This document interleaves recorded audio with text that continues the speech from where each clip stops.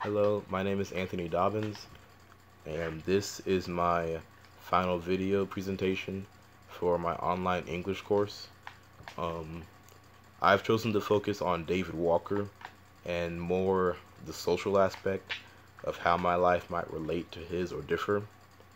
So as you know, Walker is known for writing The Appeal and distributing it throughout the South, and that was his very aggressive and assertive call for an end to slavery, and not so much waiting for others to end it for him through laws and legislation. He was calling for slaves to be aggressive and get what they deserved, and that meant killing off your owners. I believe he had a line similar to killing a man who is trying to kill you is no worse than drinking water.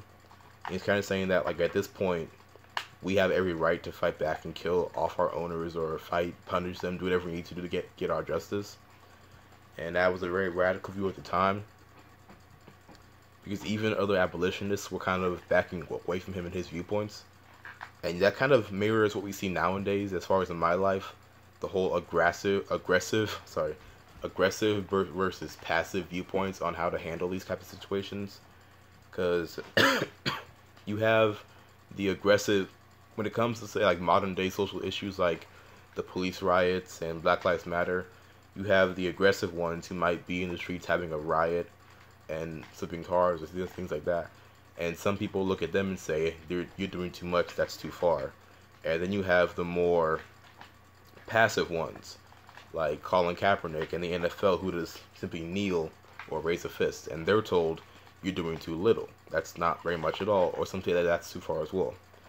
And I think this debate's always going to rage on. That I think at the end of the day, it's just a way to either silence us or keep us focusing on other things or find amongst ourselves. But a big similarity between our time back then was, of course, like, speaking out about things like this could and would already ruin your life. Abolitionists were considered social pariahs back then. David Walker risked a whole lot by coming forward with his pamphlet like this. He could have been stoned, killed off, had his family attacked, things like that. But even in today, like, a change but still similar aspect is that even though, like, if you speak out about this stuff, you're not gonna get murdered in the streets per se, but your life can still be changed and altered. Like Jemele Hill, she spoke out on her platform about her views, and as a result, she was taken off the air. She was silenced. She was told to apologize, things like that.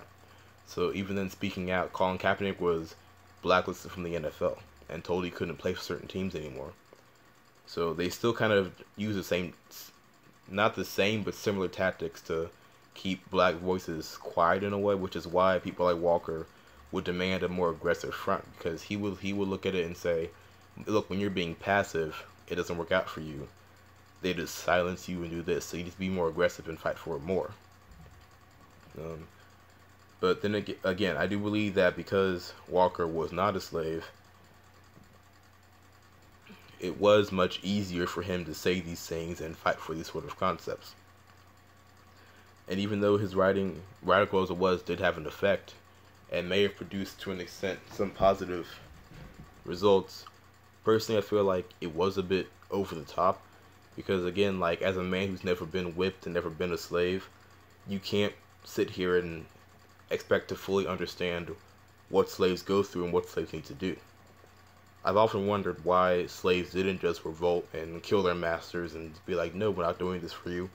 But they're already in a land that they don't know, that doesn't accept them and kind of pushes them or teaches them to be second-hand citizens, or not even people sometimes, or yeah, not even people. And so when you already have that, plus being whipped and the fear of that the entire country is rigged against you, so where would you go if you all revolted at once? It's just not a feasible plan per se. And I don't know, that's just my viewpoint versus his. Personally, back then, I would have said there are other ways to go about this, because the more aggressive side has a lot of risk factors involved in it. But again, I can't speak on that because I never really experienced it. But in conclusion, Walker's, in comparison my life to his, even though, yes, I'm not a slave, racism is still very prominent, but less what's it called, less in your face than it used to be. That was kind of getting back to the way it used to be now. Even though like racism and treatment of blacks is at two different levels in our societies, we kind of face a similar debates and similar topics about how to handle it and how to address these things. The fact that even all these years later we're still having the same conversations, just in different extents, speaks volumes to where this country has come from and where we're going.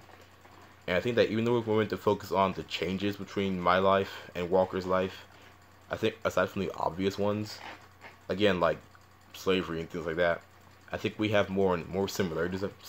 I've seen more similarities as far as like, again, this debate on how to handle slavery and him kind of having the more aggressive voice of action is power, and then others having the more passive voice of, you know, through legislation and lawmaking and peace and like maybe not peaceful protests or debate, things like that, we can induce change. And I feel like there's not really never going to be a correct answer to this, but each side has their merits, I'll say. And personally, like, yeah, I agree more with Walker overall, but violence isn't always the way to solve the issues, I guess. That's all I have to say on the matter right now.